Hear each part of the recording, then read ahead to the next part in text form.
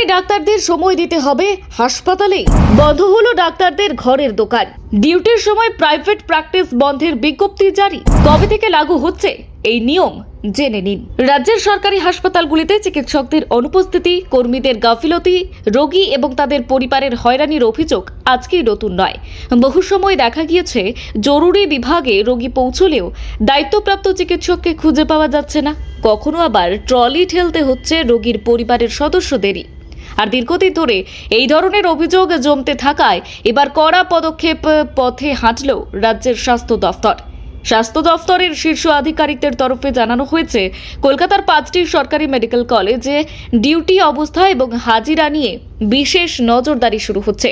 সোমবার রাতে স্বাস্থ্য ভবনে 5টি মেডিকেল কলেজের অধ্যক্ষ এবং সুপারদের নিয়ে একটি জরুরি বৈঠক হয়। আর সেই বৈঠকেই একাধিক গুরুত্বপূর্ণ সিদ্ধান্ত নেওয়া হয়েছে। সবচেয়ে গুরুত্বপূর্ণ সিদ্ধান্ত হলো চিকিৎসকদের ডিউটির রোস্টার নিয়ে। এখন থেকে কোন হাসপাতালে কোন চিকিৎসক কখন ডিউটি করবেন তার সম্পূর্ণ তালিকা প্রতি মাসের 25 তারিখের মধ্যে স্বাস্থ্য ভবনে জমা দিতে হবে।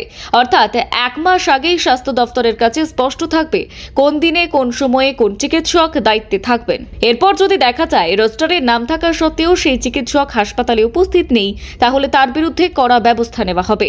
শুধু চিকিৎসকরাই নন, নার্স থেকে শুরু করে স্বাস্থ্যকর্মী এবং চতুর্থ শ্রেণীর কর্মীদের ক্ষেত্রেও একই নিয়ম চালু হচ্ছে। হাজিরা কারচুপি রুখতে এবার সবার জন্য বাধ্যতামূলক করা হয়েছে বায়োমেট্রিক অ্যাটেন্ডেন্স, অর্থাৎ আঙুলের ছাপ বা বায়োমেট্রিক তথ্য ছাড়া আর উপস্থিতি নথিভুক্ত করা যাবে না। স্বাস্থ্য দফতরের মতে এর ফলে কর্মক্ষেত্রে অনুপস্থিতি অনেকটাই কমবে এবং রোগী পরিষেবাও উন্নত হবে।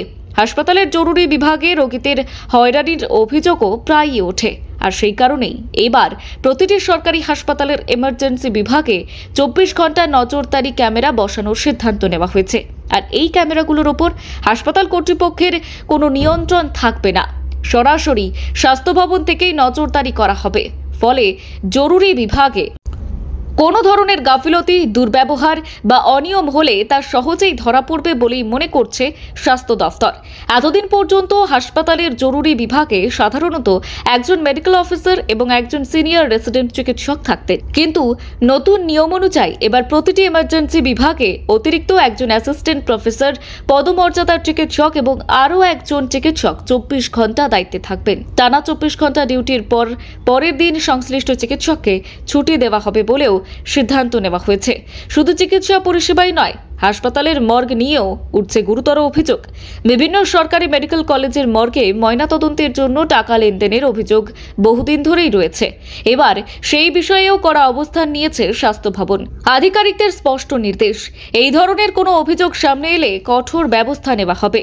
এদিকে চিকিৎসকদের নিরাপত্তা নিয়ে উদ্বেগ বাড়ছিল। হাসপাতালের ভেতরে হামলা বা অশান্তির ঘটনাও অতীতে বহুবার সামনে এসেছে। তাই এবার প্রতি সপ্তাহে সিভিল ড্রেসে পুলিশ মোতায়েন করা হবে হাসপাতাল চত্বরে। তারা সাধারণ মানুষের ভিড়ের মধ্যেই টহল দেবেন এবং পরিস্থিতির ওপরে নজর রাখবেন। ব্যুরো রিপোর্ট, গলসি বার্তা।